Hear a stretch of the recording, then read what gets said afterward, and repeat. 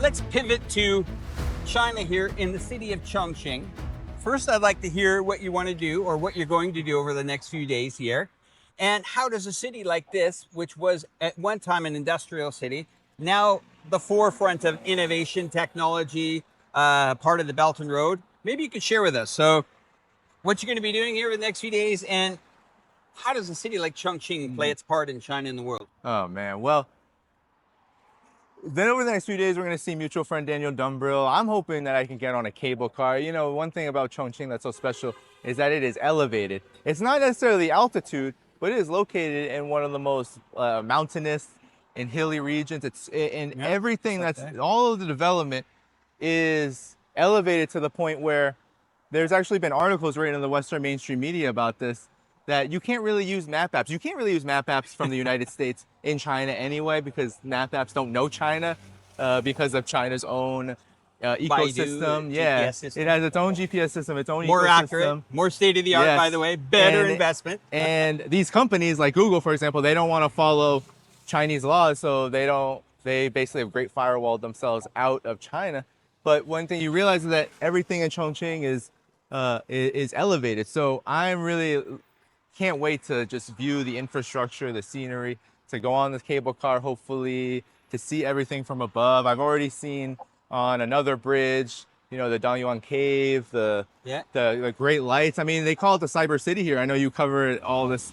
Well, it is just people from all over China in the world, they come here just to look at the magnificence of the light shows and the just a cybertronic development that's happened here, which is government invested. That the government invests in that for the businesses to bring people here to elevate the business community. People don't really know this. They see on social media Chinese cities lit up.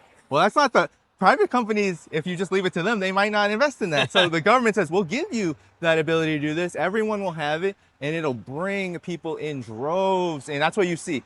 Chongqing is stifling here. This very bridge that we're standing on now, in about 5 or 6 hours, will be rammed with people. Safety, of course. Yes. The city knows how to construct it. This entire skyline behind us here will be lit up. And that in its own requires the work of many people, because some of these buildings are synchronized with their pattern. This drives the nighttime economy, where in my country of Canada, you want to be out late at night in a city center. First of all, taxi-wise, you wouldn't be able to afford it. The infrastructure is not there if I wanted to take a safe subway home at that time. And I would probably risk being mugged or robbed in a city center.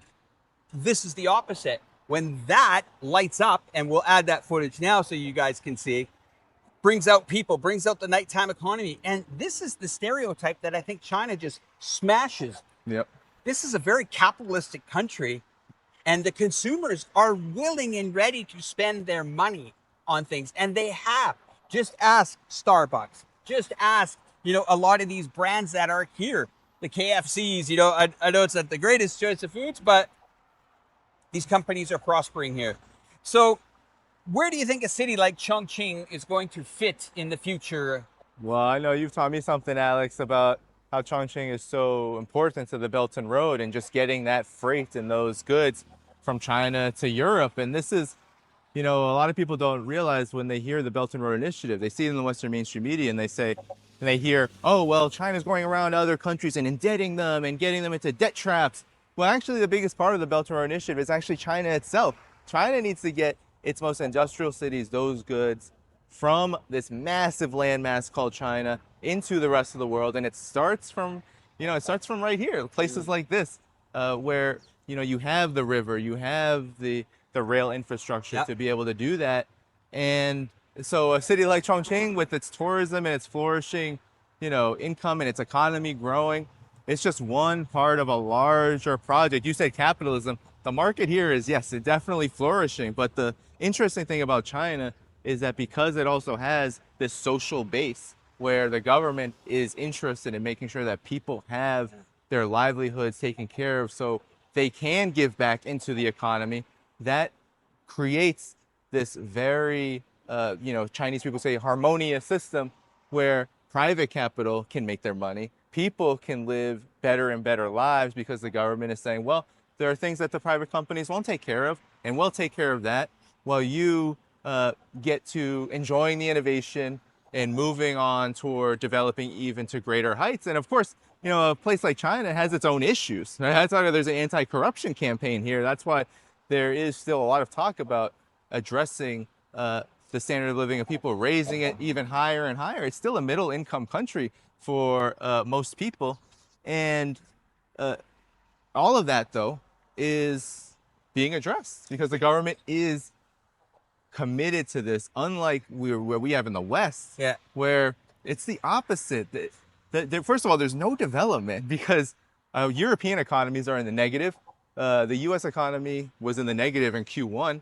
But even when the U.S. is growing, when the West is growing at the snail's pace that it does, where's that growth going? Oh, it's going into the financial system. It's going into the banks. Complex. It's going to the huge government subsidies to the weapons makers, not to ordinary people like you and I, Alex, who are looking to improve our lives and hoping that people, our families, our communities can live better and better. That's not happening. It's interesting that you point out the people here. We have a saying about Chongqing, and we say it's truly China, where yes, it's a city that is embarking on a very bold future, whether it's in the new energy vehicle sector or the international land sea trade corridor or the Chongqing-Chengdu economic circle, or if it's flourishing in the Yangtze River economic belt, connecting these regions around China. It's still about the people here, and it's about the culture. Yep. Your last remarks on your visits here to China, is it culturally enriching to you? I mean, there is very few places. I mean, China is so big. It's not to say, and it's a civilization, right? That's what China is promoting now because it's 100% true. 5,000 years of history. And this is true of most, of course, Asia. And now we're learning, of course, most of the global south that China sees itself as part of. But in China, you feel like, depending on where you go, that you're in a different country sometimes. When I've been to Xinjiang, it doesn't feel like you're in Shanghai. It doesn't feel like you're in Beijing or even Chongqing. You feel like you're in a different place because China is so big and has all of these connections to its neighboring countries, this rich history that has actually integrated so much of the most interesting aspects of human civilization as we know it here, and now it's modernizing. And that's what I think is so astounding, and what many people realize when they come here is that yes, China cares about tradition, it cares about its history and its civilization, but it is modernizing it so you can enjoy this rich history that it's been a part of, while also being able to move ahead. A lot of other civilizational states, let's say India, hasn't gotten there, right? Like they're not there because their development models are not interested, as you said, contrast. the people, right? Like, that's what a contrast. That's why you have massive amounts of extreme poverty in India. That's why you have caste system. Yeah, you have a caste system. You have infrastructure development that is very low. You'll see the videos. You'll never see this in China. People crawling into the slowest and most oldest of trains. Well, that you would never see that here in China because China has built hundreds of thousands of kilometers of metro, tens of thousands of kilometers of high-speed rail, because it is interested in getting people not only to improve their lives, but to be able to enjoy both their traditions and in the modern civilization that they're living in. How you guys doing? I'm good. How are Here, you? come here for a sec. Are you from Chongqing? No, Where are you from? Sichuan province. Sichuan province. Yes. He's from America. 我是美国 Nice to meet you. 美国人 Yeah, nice to meet you. I'm from Canada. Nice to meet And you. what do you think of Chongqing? Very good. We study here. Oh, you study Yeah. here. Yeah. What do you study? Physical education. Physical education. Yes. And how long have you lived in Chongqing for? 3 years. And do you think it's one of the best cities in China? Or? Yes, I've ever seen. Okay. Awesome. Do you speak? Can we ask him some questions or no?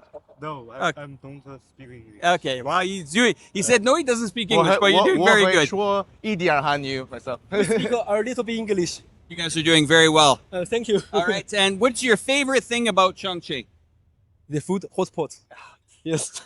We'll always get the same answer. Anyway, Yes. goodbye. All right. Have a nice day, guys. 我也 Take care. See you. See you, see you. bye bye Well, there it is. 再见 I mean, I'll tell you, a lot of people, they do speak English, but they're a little bit shy. Right. But I these get guys, perfect. No problem. They were just, I bet you with a round of beers, we would be talking into midnight here. that. But no, Danny, I think you've nailed it on the head here. Your channel is so important. And again, I encourage people that are watching this video, whether it's on your channel or my channel or on our Western China International Communication Organization channel, your channel gives a very, very real perspective on geopolitics, not talking just fuzzy stuff or talking heads, but you nail it. Some of your guests are absolutely amazing. They're amazing scholars. They're amazing, you know, with, of course, their experience in the field. What's next for the Danny Haiphong channel? Well, always geopolitics is so dynamic because everything that we've talked about today, it's all connected. Yeah. So whether it's the economic roots of geopolitical developments or whether it's the military conflicts, the wars that we see raging, all of it is connected. So from here on out, I mean, right now what we have is a new administration, a so-called new regime in the United States that is increasingly difficult to discern and understand. I think there's a lot of confusion about the direction that U.S. foreign policy is going in. So my channel right now is focused a lot on putting a critical lens on U.S. foreign policy as it is. It's hard because the Trump administration came in with a lot of rhetoric about peace. Peace through strength, we heard, we continue to hear.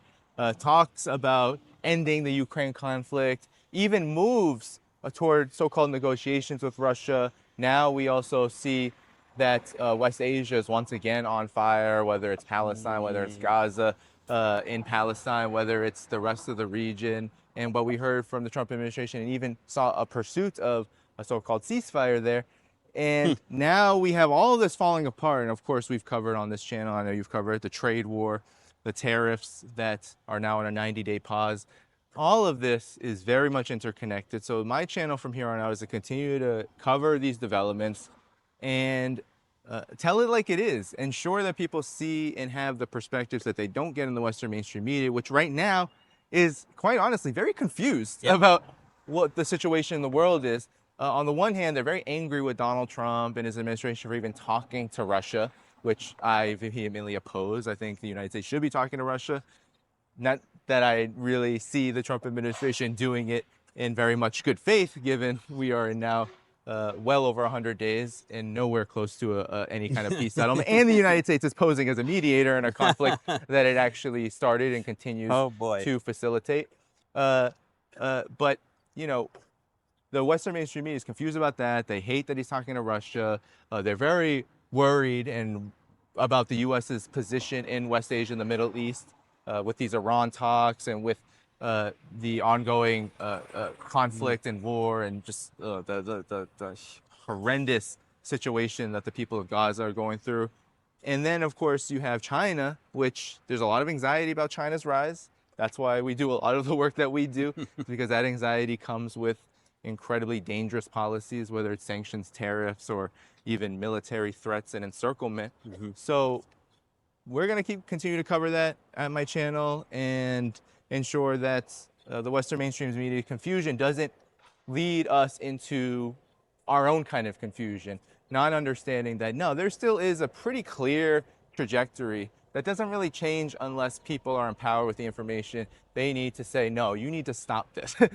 Was it Donald Trump or Pete Hegseth or whoever it is, Joe Biden before that, people confuse it. They think now I'm anti-Trump. No, I am covering these developments as they are.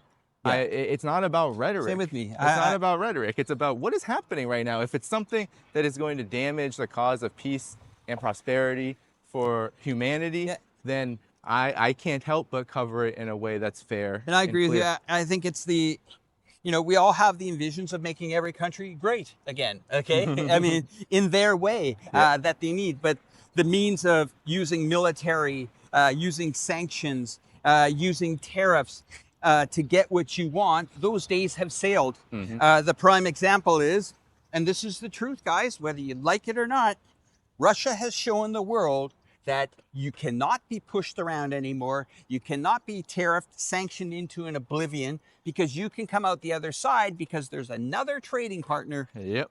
waiting for This is you it right right here to help you rebuild your economy and make it, I will call, almost bulletproof. And these are the facts. We're not making this up. This is reality. No. So yes, I understand the vision of the administration. There were always, and if you've always watched my channel, Reportify Media, from the start, is I'm not anti this or anti that, but what I've said is be careful on your expectations of a single individual president. You have to remind yourself the people around him and how those political parties work. Are they invested in, are they neocons that are running certain part of the government? Are there people invested in this? To get that end goal is going to be very difficult.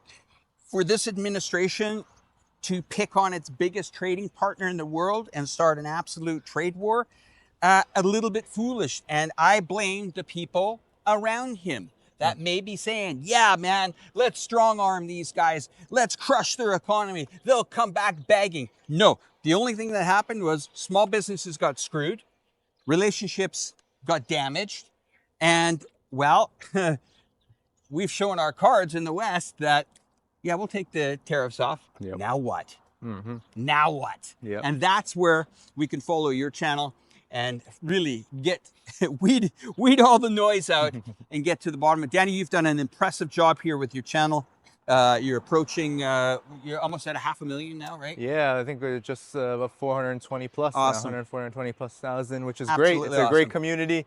I find my audience to be just very much, they are doing what I hope that everyone can do, which is pursuing information and knowledge that can empower them to be able to build a better world. And I see that in the way that the audience engages, and they can be really tough, even on my own I guests. know, So, I know. so I really appreciate them, and of course, all the work that you're doing, Alex, Thank you. to show the real China Yep. and to show just what can be possible in a world that is right now, unfortunately, mired in so much conflict and just injustice. And it's great that we can collaborate together and Yep. bring a different message to the Brighter world. days ahead, my friend. Great to see you in the land of China here. Of course. And don't forget, Danny Haiphong's information is all in the description below, as course, as well as Reportify Media. We will talk to you soon. Maybe I'll be in New York. Who knows? But anyway, our paths will cross again someday. Thanks, All right. Danny. Thank you, Alex. Thanks.